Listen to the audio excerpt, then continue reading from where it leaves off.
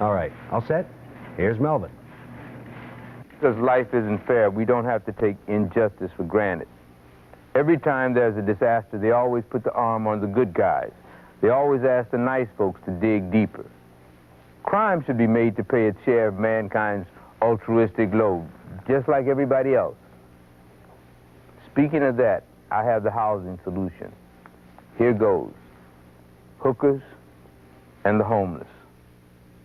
The homeless needs beds, right? A bed is not much when you've got one, everything when you don't.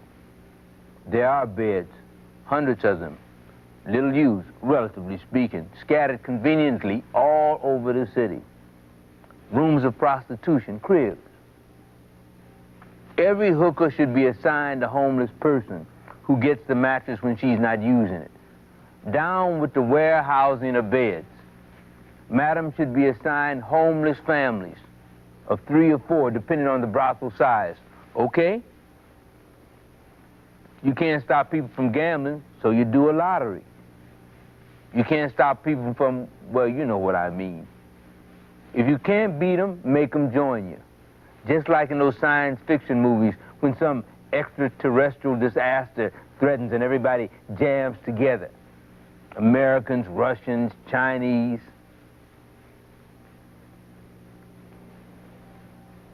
And those ladies or gentlemen or in-betweens of the evening would do their bit gladly, without a fight.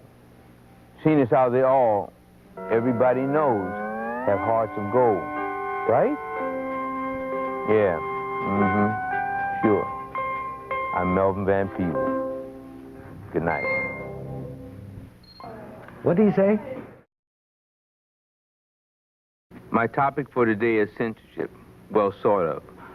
I received this letter from this viewer complaining about Huckleberry Finn and Mark Twain and asking where I stood. The letter said books should be rated like movies to spare children the trauma of pornography. Thank heaven, the letter said. At the movies, at least, the young were protected from violent, degenerate, X-rated, mind-warping obscenities. Well, I suppose things must have changed since I was a boy. I mean, if mind-warping equals obscenity. I saw X-rated movies all my childhood, and nobody ever asked me for an ID. I sat squirming in my seat through one X-rated scene after another every Saturday. Buena! Football's buena! Once again, alone you have beat my army of 80,000 men. My most crushing obscenity was always the deathbed scene.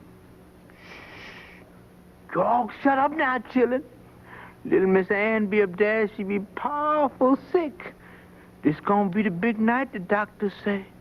Lord, we got to pray. Oh, sing low, sweet chariot.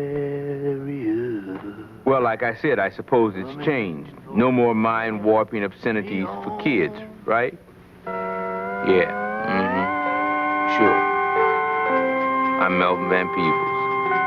Good night. Tonight, Melvin's going to tackle, well, he's going to be talking about, I'm going to let you figure it out. I got an offer of companionship from this person coming at me from out of the dark the other night. I just had a big meal, so I was feeling conservative. And I said in the land of opportunity, there was no reason to be poor.